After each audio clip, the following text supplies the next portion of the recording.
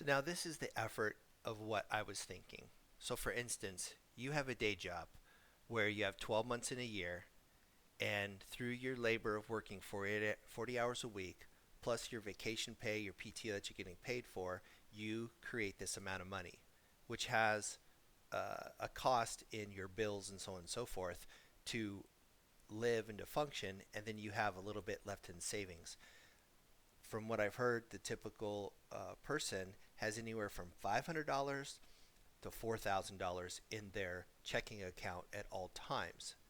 And then their savings account is very stagnant, meaning they may throw part of their yearly bonus into savings, or they may take birthday money and throw it into savings, or something like that. What should happen from my experience is that you have, for instance, a three jars: a spend jar, a save jar, and a share jar. So in those aspects, you would know what all your spending bills are. Then you would have your savings that you throw. So for every dollar you earn, you would say, I'm taking 60% of that dollar and putting it in my spend jar for my bills. I'm going to take uh, 20% of that and put it in my savings. And then I'm going to take the last 10% and just blow it. It's my share jar, right? The last one, meaning, hey, I have enough money to buy my mom a birthday gift, or my wife some flowers for the week, or whatever kind of a thing. So those are the three things how I think of money is spend, save, and share in that area. So in our day job, we're busy on that. If you have a dual income, no kids, then basically you're able to save more money.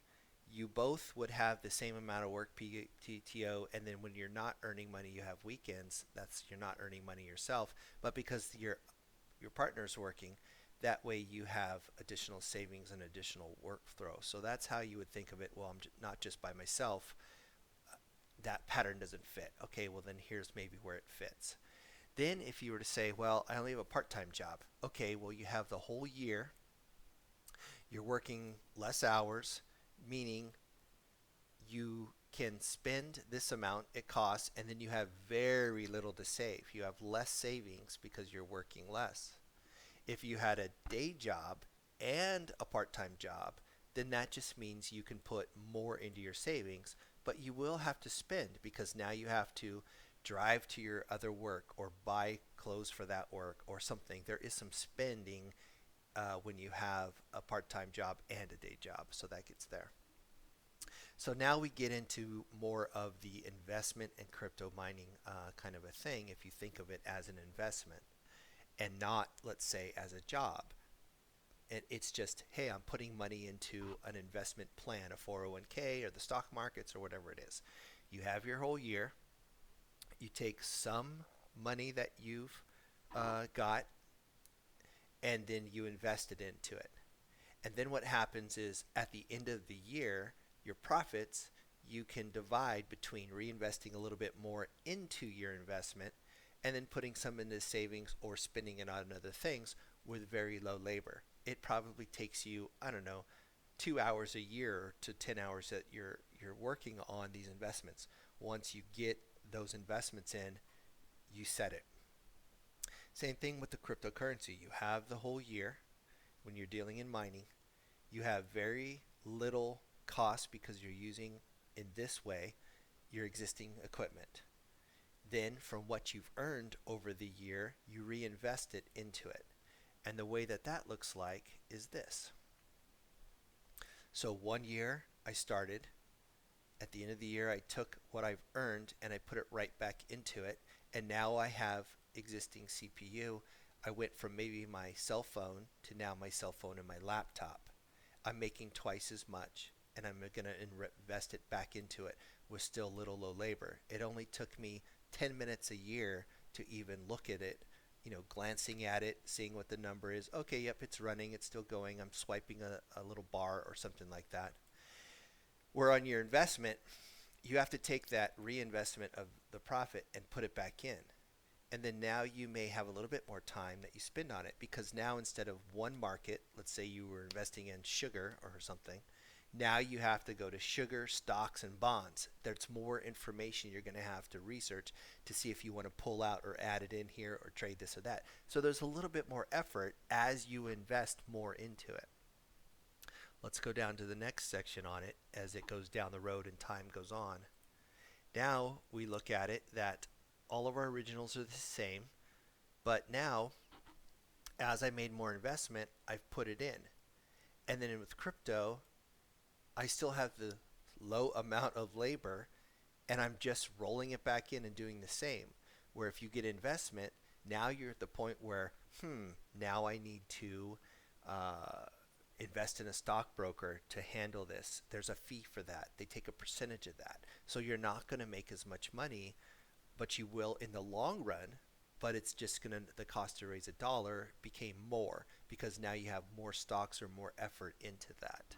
Where in the cryptocurrency, you are just doing the same thing. You're just running your app on your phone like an app. Think of it, hey, I downloaded a slot machine app, or I downloaded a grocery list app or something. It's that easy. You just download the app and then you just let it run. Then we get into what would it look like over time. What is my expectation? Everything's the same in the job kind of market that you're working labor. You've basically turned your 401k into a part-time job if you really wanted to manage all of that. Are you putting 20 hours a week into it? Probably not, but at some point you're saying, well, now I'm using my investment or portfolio and it's through a company or a broker or whatnot, the labor of a part-time job between you and other people to manage your funds. That would be like getting a broker. So not saying that there's waste, but there's just not as efficient. You can't do what you did in the very beginning long term with investment. You're going to have to spend, or somebody is going to have to spend more energy and time for that in that year. In crypto, what we want to do is just get our existing CPU that's earning us BTC, and then the profits from that just roll it back in. And at this point, I have my phone, laptop, and PC mining.